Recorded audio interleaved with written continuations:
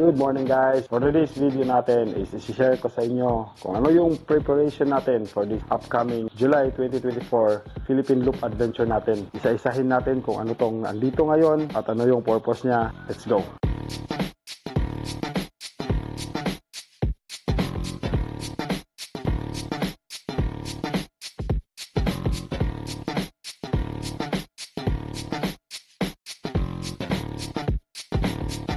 Kasali po sa preparation natin, ano yung mga dadalhin natin during sa adventure. Of course, nandun yung mga damit. Dadalhin namin ng mga damit na ay mga dry fit t-shirts kasi manipis at madali lang siyang matuyo in case mabasa. So tulad nito, ito po, dry fit t-shirt na gawang Mark Dores. Komportable ako, manipis, madali lang siya matuyo. At ito din po, kung napapansin nyo, customize po na cup. So gawa po ito ni Diversion. So kasali po sa preparation natin, of course, ang safety. Since ilang days po ito ay dapat maging safety tayo during sa ating pagmumotor. Ito po yung riding jacket na gagamitin natin. Airy Evoman mesh type po ito. Saka ito lang yung maganda dito. Maliban sa paddings dito, shoulder, elbow, meron ditong chest padding. Saka merong back.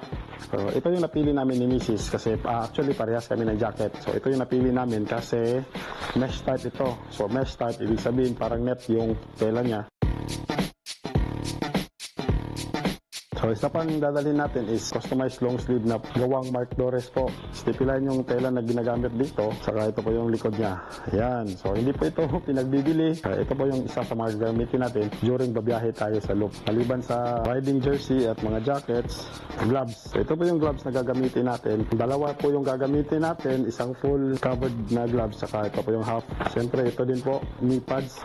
Itong knee pad is from Moto Wolf na brand. So, ito po yung gagamitin natin, knee pad. Hindi na tayo bumili ng elbow pad kasi yung riding jacket natin is meron ng elbow pads. So sa pants naman po, unfortunately wala tayong riding pants. Gagamitin natin na pants during sa loop na ito is yung mga jeans lang natin. So maliban dyan, meron din tayong mga bag.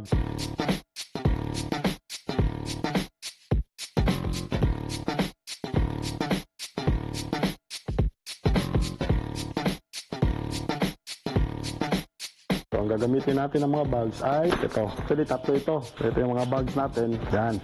Ito yung gagamitin natin na bags. Ito yung flank bags na ginagamit ito sa harap ng driver o harap ng rider. Nilalagay sa may gas tank ng ating motor. Maganda lang siya kasi maraming pocket. Isa, dalawa, dito sa taas, tatlo, apat, lima, ito. So, 7 pockets po ito. Tsaka, malaki yung loob. At may free raincoat din. At saka straps. Maliban dito, meron din tayong top box bag. So, immortal pa rin po.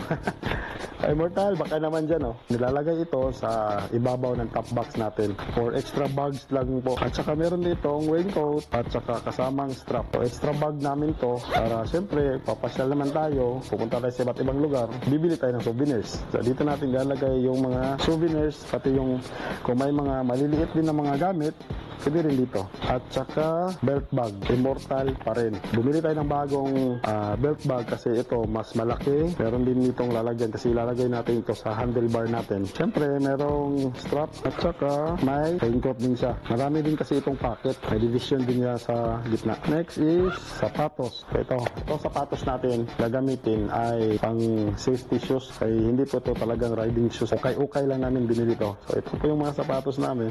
Oh, di ba? High cut. Ito kay Mrs. Ito sa akin. Steel toe po ito. Tsaka may zipper dito sa gilid. Yan o. So okay lang po namin ito nabili. Nagkakalaga ito ng 900 pesos.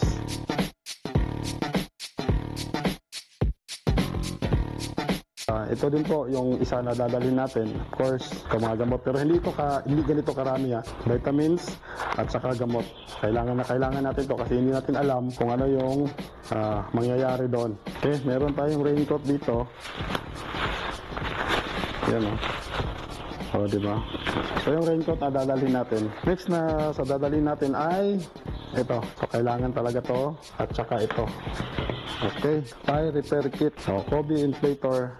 tire sealer and inflator.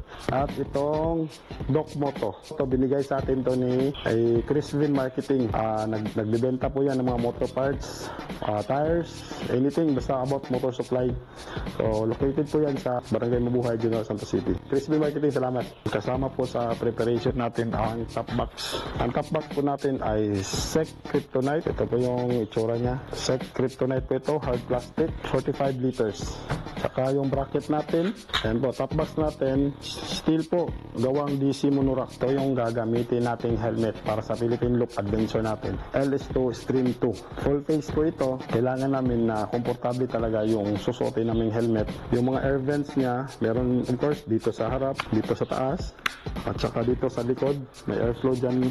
Yung visor niya, clear lang, wala po itong extra visor. Dito push dito, para aangat, yan. Tsaka yung dual visor. Kailangan namin dalawang visor para of course mainit. Tsaka clear visor din kasi paabutin tayo ng gabi sa biyahe. Ito din ay intercom ready. So dito po sa loob nito. Mas magaan kasi ito compared sa modular na existing namin ni Mrs. So pareha kami ng helmet. LS2, dalawa yan para twinning.